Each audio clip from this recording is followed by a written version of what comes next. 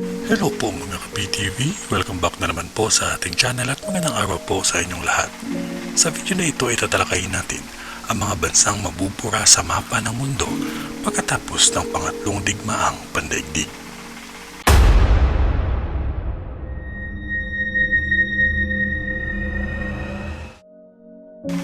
Ang banta ng pangatlong digmaang pandaigdig ay ramdam na sa ating kasalukuyan.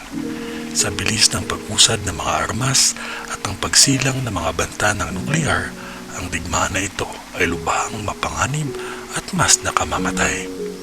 Hindi lang nito mapapatigil ang pagbabangayan ng mga magkakapitbahay, kundi kaya nitong burahin ang isang bansa sa pamamagitan ng isa lamang pagsabog. So ano-ano ang mga bansang ligtas tirahan kung sakali magkakaroon ng World War III? Ano-ano naman ang mga bansa na mawawala sa mapa ng mundo? At sino kaya ang magwawagi? Bago natin simulan o sagutin yan, pag-usapan muna natin kung paano ito lahat magsisimula. Ayon sa mga world leaders, ang pangatlong digmaang pandaigdig ay sisiklab dahil sa paglala ng mga kasalukuyang problema ng mundo. Pero ano kaya ito? Dumaan na ang sanlibutan sa napakadami mga hindi pagkakaunawaan ng mga bansa sa nakalipas na mga dekada. Ito ay umiikot lamang sa isang makapangyarihan na bansa na ipilit ang gusto nila sa mga mahihinang bansa. Tingnan natin ang Iraq at Ukraine. Walang kakayahan na manalo ito sa mga bansang kinakalaban nila. Andiyan na din ang India, Pakistan, tsaka ang North at South Korea. At ang gagawin ng mga mahihinang bansa na ito ay aasa sa kanilang mga kaalyadong bansa na malalakas. Pero sa ngayon, hindi pa naman ito nag-escalate ng malala. Ang napakalaking banta ng World War III ay ang paglalaban-laban ng mga makapangyarihang mga bansa sa mundo. Ito ay ang Amerika at ang kaalyado nitong NATO. Andyan din ang bansang China at ang Russia. So balik tayo dun sa tanong na kung ano-ano ang mga bansang hindi mawawasak kapag sumiklab na ang digmaan na ito. Ang Amerika ay mayroong malaking advantage na hindi masyadong masisira kasi equip sila na makakaligtas sa isang digmaang pandaigdig. Mayroon kasi silang napaka-advanced na armas at napakaganda na kanilang lokasyon sa mundo na na-isolate sa kanila sa mga pag-atake. Kaya lang, syempre, may mga matatamaan pa din sa kanilang lugar. Alam naman natin na magkakadikit-dikit ang kanilang mga states. Isang nuclear lamang ay magdudulo talaga ng kalunos-lunos na pinsala. Sa kabilang dako naman, ang bansang China talaga ay kakaharapin ng matinding panganib ng pagkasira. Magkasing laki lang naman ang Amerika at China, pero mas madami ang populasyon ng China. Ito ay magkakaroon ng malaking epekto hindi lamang sa kanila kundi pati sa populasyon ng buong mundo. Kasi kapag nabura sila sa mapa, ramdam ito ng populasyon ng mundo dahil sa sobrang dami ng tao doon. Isa din sa mga bansa na hindi masyadong maapektuhan o makakaligtas ay ang South America.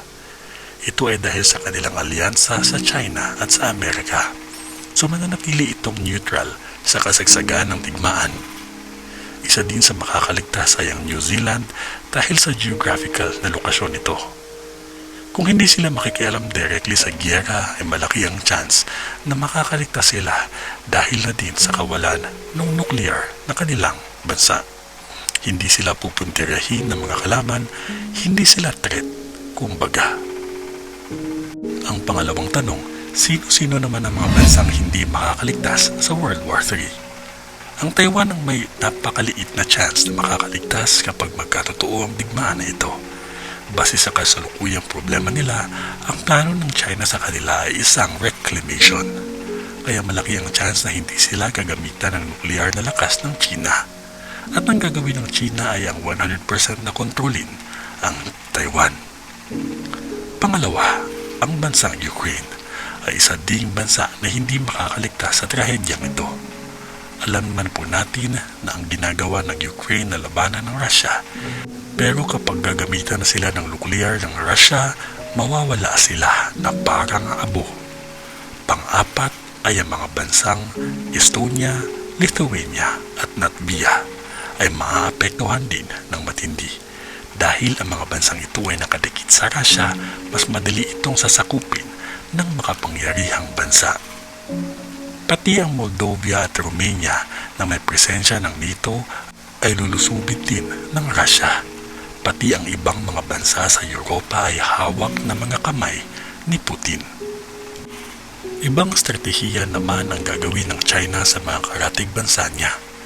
Mas madali niyang masasakop ang Vietnam at ang Pilipinas dahil sa sandatahang lakas nito. Pati ang Japan ay hindi makakaligtas sa gagawin ng China. Alam naman po natin na walang sandatahang lakas ang Japan dahil sa kasunduan na pinirmahan nito noong World War II. At kaya nakadepende sila sa lakas ng Amerika. At dahil dito, mas madali itong patataubin ng China. Bilang ganti na din sa ginawa nito noong 100 taon na ang nakakaraan. Hindi na din kailangan pang sakupin ng China ang South Korea dahil ang North Korea naman ang gagawa nito dahil sa kanilang matagal na alyansa. At kagaya ng Japan at ng South Korea ay wala ding nuklear na lakas at nakadepende lamang sa Amerika. Ano po sa tingin ninyo? Wala pa ding nakakaalam sa mga mangyayari sa ating mundo, kundi ang ating Panginoon lamang na makapangyarihan sa lahat. Magdasal lamang po tayo kada araw para patuloy na tayong iadya sa lahat ng kapahamakan at dilubyo. Basta ang kapangyarihan ng dasal ang pinaka-importante sa lahat. Huwag po nating kalimutan ang tumawag sa Diyos sa lahat ng ating mga dinadanas at tinitiyak namin sa inyo na andyan lamang siya, nakahandang tumulong. Maraming salamat po sa inyong panonood mga ka-PTV. God bless po sa ating lahat and stay safe po.